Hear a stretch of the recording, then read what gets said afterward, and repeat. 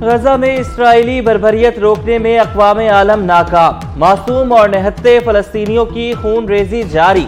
آج صبح بھی اسرائیل کے مزید حملے، اسپتالوں میں پناہ لینے والوں پر بھی بمباری، بچوں کے الرنسی اسپتال پر بھی اسرائیل کا حملہ۔ آج حملوں میں اب تک مزید 27 فلسطینی شہید، درجنوں زخمی۔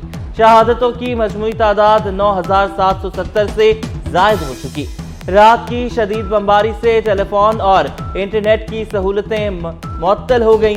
غزہ کا ایک ماہ میں تیسری بار دنیا طاقت کے نشے میں چور اسرائیل کا جنوبی لبنان پر بھی فضائی حملہ، بچوں سمیت 3 افراد شہید۔ لبنانی پارلیمنٹ کے رکن کے مطابق اسرائیل کو سنگین نتائج کا سامنا کرنا پڑے گا۔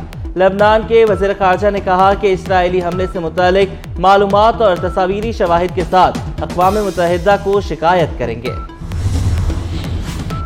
سعودی عرب کی جانب سے غزہ پر ایٹم بم گرانے کی اسرائیلی وزیر کی دھمکی کی شدید الفاظ میں مذمت۔ سعودی وزیر خارجہ شہزادہ فیصل بن فرحان نے کہا ہے، ایسے بیانات اسرائیلی حکومت کی انتہا پسندی کی علامت ہے۔ بیان پر اسرائیلی حکومت اور اپوزیشن کے ارکان میں بھی تشویش پائی جا رہی ہے۔ ادھر اسرائیلی وزیر اعظم نیتن یاہو نے ایٹم بم کے استعمال کے بیان کو حقیقت کے منافی قرار دیتے ہوئے وزیر کو کابینہ اجلاس میں شرکت سے روک دیا۔ غزہ میں اسرائیل کے جاری ظلم و ستم میں اضافہ، کئی ممالک نے صہیونی ملک سے سفارتی تعلقات منقطع کر دیے۔ چاڈ سمیت 8 ممالک اسرائیل سے سفارتی تعلقات توڑ چکے۔ وسطی افریقی ملک چاڈ نے بھی اسرائیل سے اپنا سفیر واپس بلا لیا۔ ان 8 ممالک میں ترکیہ، کولمبیا، بحرین، اردن، چلی، چاڈ، بولیویا اور ہنڈراس شامل ہیں۔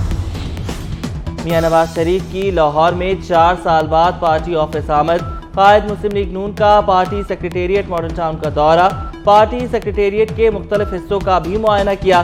سیکریٹریٹ کے پرانے ملازمین سے ملاقات کی، پارٹی سے متعلق اہم امور نمٹائے۔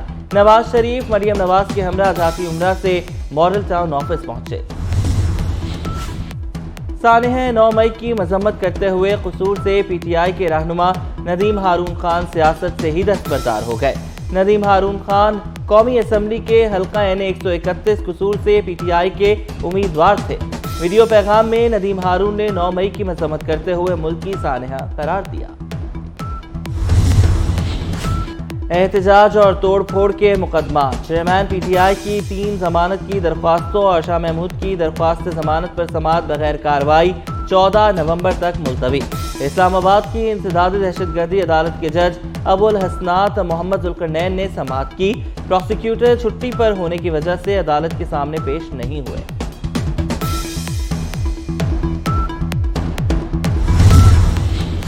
سندھ میں ضمنی بلدیاتی انتخابات، جیالو نے میدان مار لیا۔ کراچی میں 3 چیئرمین اور 1 وائس چیئرمین کی سیٹ جیت لی۔ مرتضی وہاب، سلمان عبداللہ مراد، سیف اللہ چیئرمین جبکہ حامد حسین وائس چیئرمین منتخب۔ میئر کراچی مرتضی وہاب UC 13 کے چیئرمین منتخب، 3976 ووٹ لے کر کامیاب۔ جماعت اسلامی کے امیدوار نور الاسلام 1566 ووٹ حاصل کر سکے۔ UC مراد میمن سے پیپلز پارٹی کے امیدوار سلمان عبداللہ مراد 10,007 ووٹ لے کر کامیاب۔ ابتدائی حلقہ بندیوں کے خلاف اعتراضات جمع کرانے کا آج چوتھا روز۔ الیکشن کمیشن آج ملتان، مانسہرہ، بٹگرام اور جھنگ سے حلقہ بندیوں پر اعتراضات سے متعلق درخواستوں پر سماعت کرے گا۔ کراچی ویسٹ اور سینٹرل کی ماڑی، وزیر آباد سمیت دیگر شہروں سے شکایات پر بھی سماعت ہوگی۔ دنیا بھر کی طرح LOC کے دونوں اطراف یوم شہدائے جموں منایا جا رہا ہے۔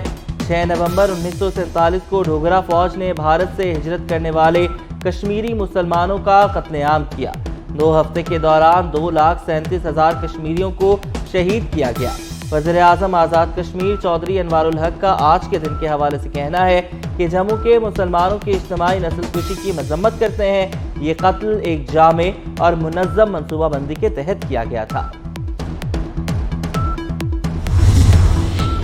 ڈینگی کے خطرناک وار جاری، لاہور میں ڈینگی بخار سے خاتون سمیت مزید 2 افراد چل بسے۔ شہر سے ڈینگی کے 85 نئے مریضوں کی تصدیق ہو گئی۔ مختلف اسپتالوں میں 129 مریض زیر علاج، مزید 27 مقامات پر لاروا تلف کر دیا گیا۔ ذوب میں شاہراہ ضلع شیرانی دہانہ سر کے مقام پر لینڈ سلائیڈنگ، روڈ مکمل طور پر بند ہونے سے ٹریفک کی لمبی قطاریں لگ گئی، شہریوں کو آمد و رفت میں بھی مشکلات کا سامنا۔ اسرائیل نے فلسطینیوں پر مظالم کے پہاڑ توڑ دیے، امریکہ نے صہیونی فورسز کے جنگی جرائم پر آنکھیں بند کر لیں، سپر پاور کا تل ابیب کی مکمل حمایت کا اعلان، اینٹنی بلنکن کا کہنا ہے غزہ میں جنگ بندی سے حماس دوبارہ منظم ہو جائے گی، اسرائیل کو دفاع کا حق حاصل ہے، امریکی وزیر خارجہ کی فلسطینی صدر سے ملاقات، محمود عباس کا غزہ میں فوری جنگ بندی کا مطالبہ، عالمی مطالبات کے باوجود غزہ میں جنگ بندی نہیں ہوگی، نیتن یاہو کی ہٹ دھرمی برقرار۔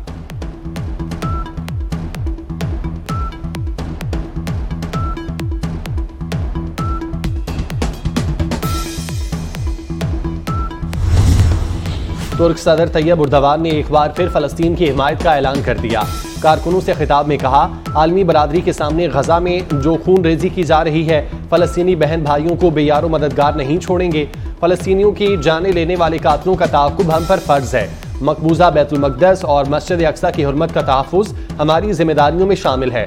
دوسری جانب عیسائیوں کے روحانی پیشوا پوپ فرانسس نے غزہ میں ایک بار پھر جنگ بندی کی اپیل کر دی۔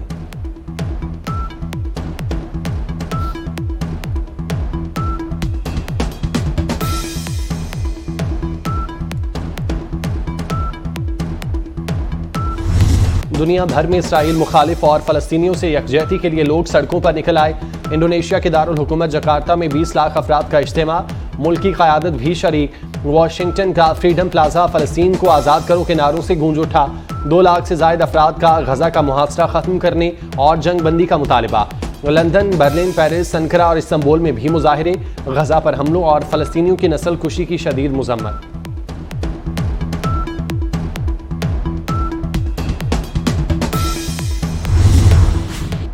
غیر قانونی شناختی کارڈز کے خلاف نادرا کا بڑا ایکشن، 18,000 سے زائد غیر قانونی شناختی کارڈز منسوخ، جعلی شناختی کارڈز کا مقصد ملکی سیکیورٹی اور استحکام کو نقصان پہنچانا تھا، نئے اقدامات سے خونی رشتہ داروں کی بایو میٹرک تصدیق جاری، ایس ایم ایس کے ذریعے خاندان کے سربراہ کو مطلع کیا جانے لگا، ڈیٹا تک رسائی کے لیے 2 مراحل میں تصدیق اور داخلی نگرانی کا نظام بھی تشکیل۔